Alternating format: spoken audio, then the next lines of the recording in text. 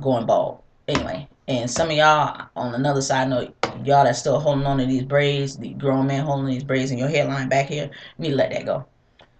Anyway, what I decided to do, because I know how I brushed my hair with my coarse brush, what I would normally do is take, and this is my soft brush, but pretend this is my coarse brush. I would brush my hair on, some people count and do certain size. I'm gonna be honest with you. I just made sure I brushed it more than 5 times over. You know what I'm saying? I was continuously brushing. Um, the first thing I would do is put products in my hair to make sure that my scalp is moisturized or that it's oiled. Um, I grew up using Blue Magic and the thick hair grease, like petroleum grease. So you grant to say I didn't know any better at the time. I mean, it's still good. It worked. Either way, I'm one like lotioning and stuff too. I noticed with my skin, my type of skin, lotion don't always work out for me. I have to have a very high quality lotion. I use a Vino lotion because I have very dry skin in certain areas. Like my arms are good, my hands are normally good, face is good. It's normally my legs. I wear a lot of socks and pants and stuff, so that over time will dry out your legs. But anyway, so I was using petroleum based stuff. My hair grows so fast that I had to. I'm one of those people that, well, I was one of those people that I had to wash my hair almost every week, but I've tried to most definitely push it off. The most I would make it, the least I would make it would be a week and a half. Because I don't know. I don't think that, and not getting into any race thing, as being a black person, I don't think we need to be washing our hair every week. If your hair calls for it and you need it, it's dandruff and dirty. It's not that you're not washing it. It may be something going on. You may not be getting enough hydration. May not be drinking enough water. What you're putting on your hair probably is not working for you. Something's drying out your hair. It's not that you're not doing what you're supposed to do or have a proper regimen. The stuff you're using isn't of good quality. At one point, I stopped using the grease and was using and all that other stuff is in the other restroom. I started using carrot oil with the orange top on it. A lot of people talk bad about it. These are products I've used all my life. Granted, I had 13 inches of hair, so obviously something was working. So I kept using them. That's just me. It don't work out for everybody. Whatever you put in your hair, just make sure it works out for you. But I was putting carrot oil in my hair, rubbing it in the cream. The carrot, not the oil, but the carrot cream. Matter of fact, let me get that because I don't want y'all to not know what I'm talking about. A few things. I would take this. This is the carrot cream. If y'all can see that. You can get this from Walgreens or whatever. It talks about help preventing hair breakage, 4 vitamins, all that stuff. It's like, I don't know. I mean, to me, it always worked. And it looks like this in the, it smells pretty good too. It looks like this in the inside. I need to clean all that stuff out. I got hair in there. I was the only one that was using it, so whatever. I will put that on my hair and rub it in really good. And then so that it wouldn't really be like clogging up the pores like that, I would take my coarse brush and brush the hair. Brush it with the grain. Just brushing. I brush my hair in portions. I always like starting from my side. So I normally just hold my brush like this and I'm brushing along the side. Then I will take the top from the little hump here where you need to keep in mind too, if you're cutting your own hair, where that is, you got to make sure you cut around in a circle on that. Watch some videos, they'll tell you about it more in detail. I don't know specifically what it's called. It's just your peak is what they call it. And then go to this side and then the back. So I normally would brush my hair in 4 portions. And then make sure I just, did a roundabout. After doing that with the coarse brush, a lot of people like using pomades. I was never really big on pomades because it reminded me so much of the petroleum jelly. So I would only use this maybe like close time to where my hair would start sticking off because, like, me, of course, being a girl, and my hair, I was still training it when it first got my process of me having a fade. My hair did like this little flip curl thing. I don't know if y'all, a lot of y'all probably still got that. It flipped off on the edges, and I hated that. So what I would do, this stuff here, like a lot of people use the pomades, Sport and Wave and all that.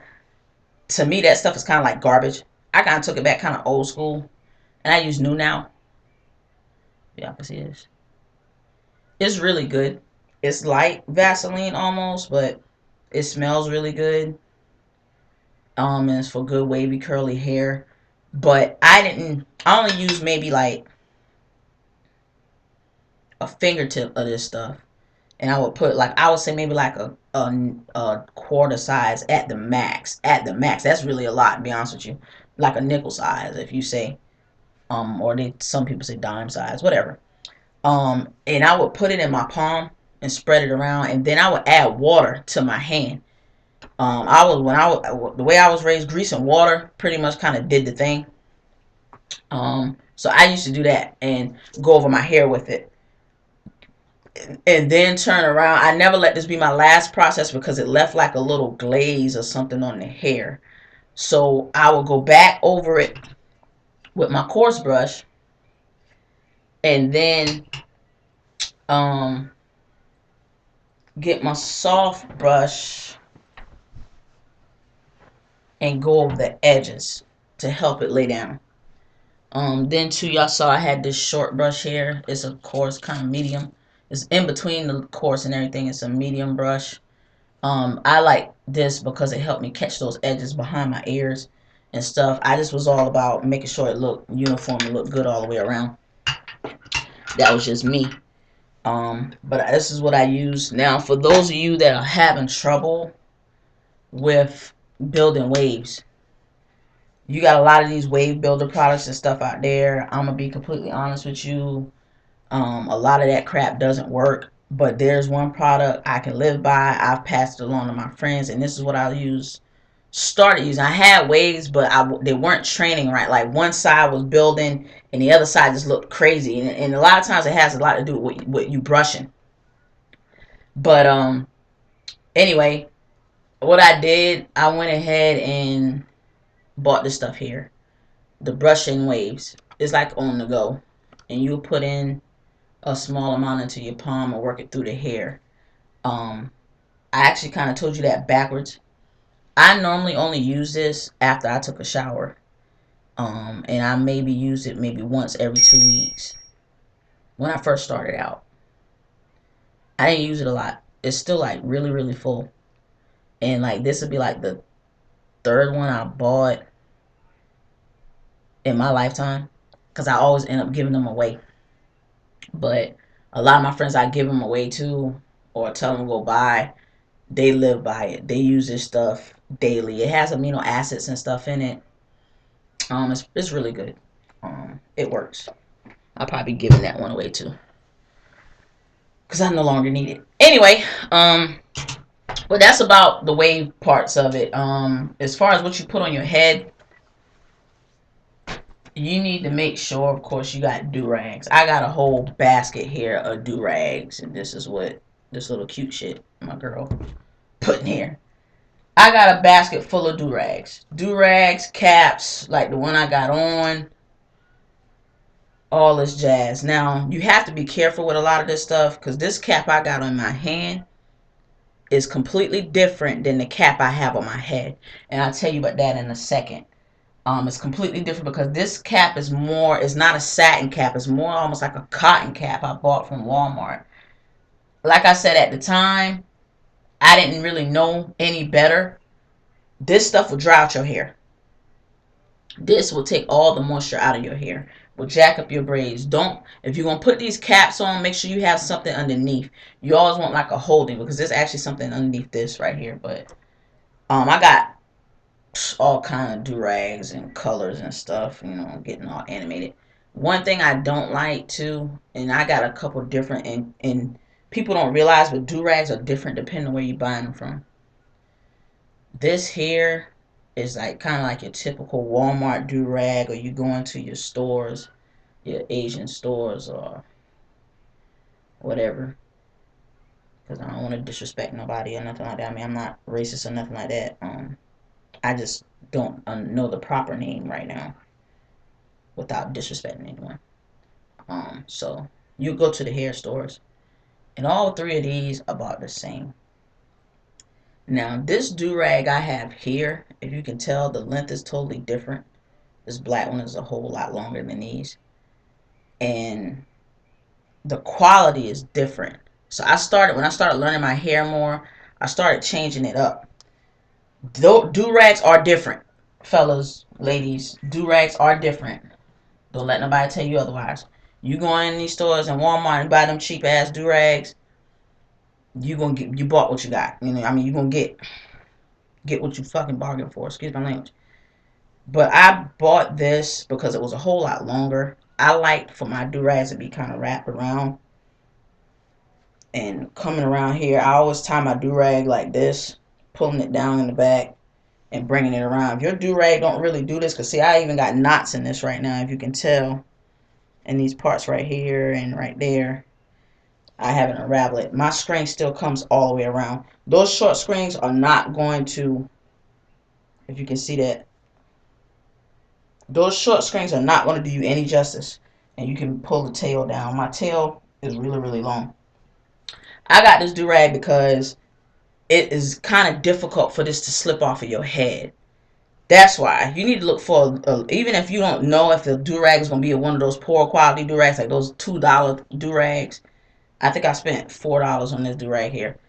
Get you a pack that says extra large or whatever. It'll work a whole lot better for you, I promise. Now also in doing research, when I did my last fade, it turned out really good because I started just sticking to my carrot cream and new now.